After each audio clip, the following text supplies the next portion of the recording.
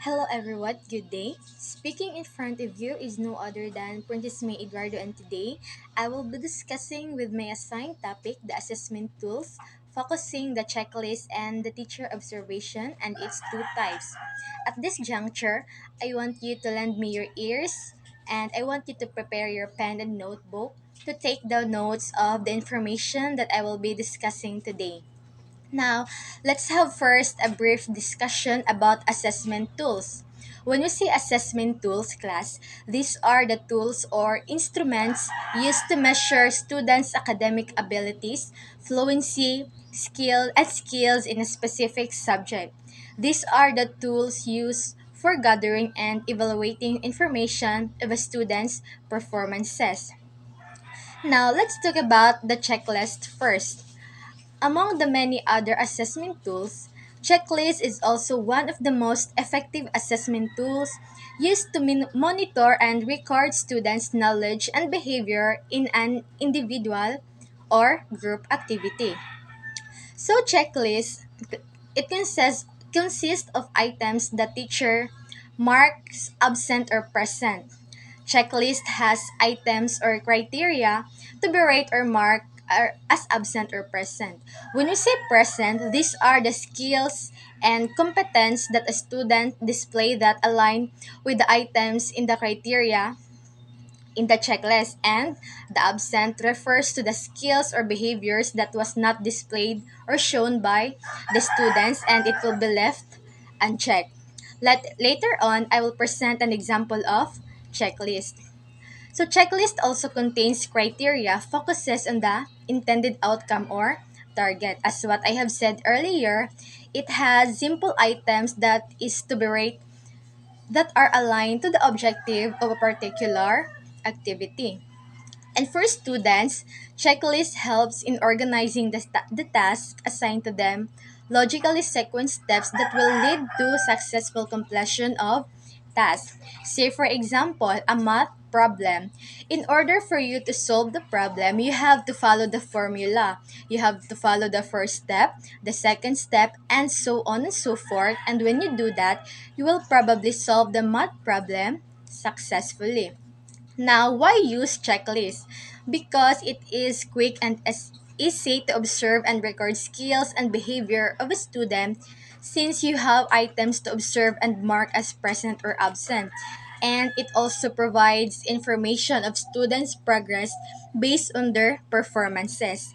And of course, it also provides formative assessment of students' learning and will help teacher monitor students if they are still in line with the objective.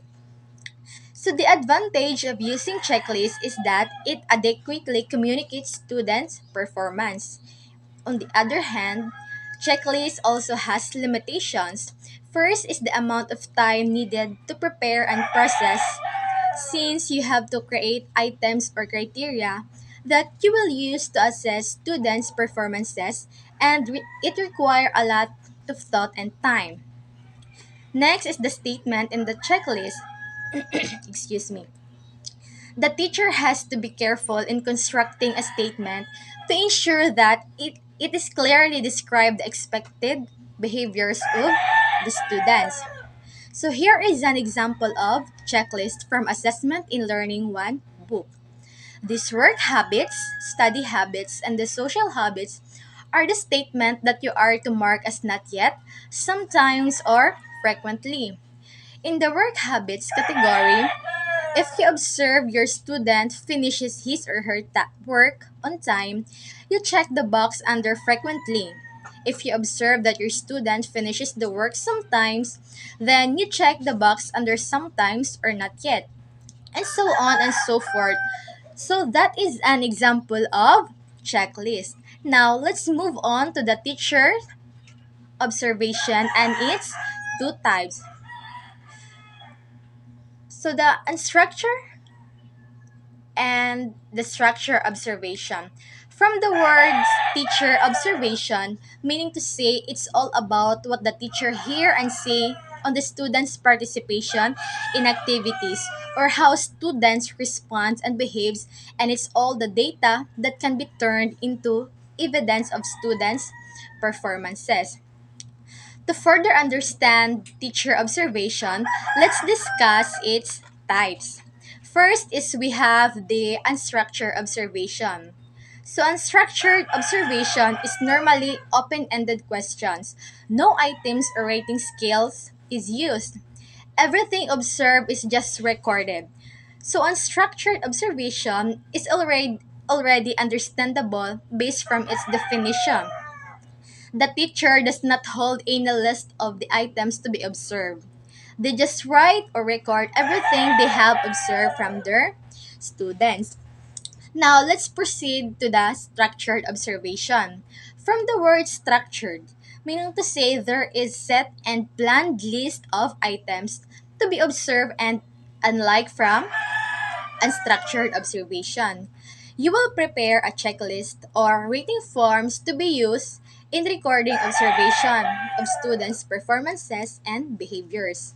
Furthermore, structured observation is an observation with clearly defined statement with recording observations. So this is an example of structured observation in reporting. As you can see, there are items to be observed in the presenter and there are also rating. Say for example, the first statement, the presenter clearly stated the purpose of the statement.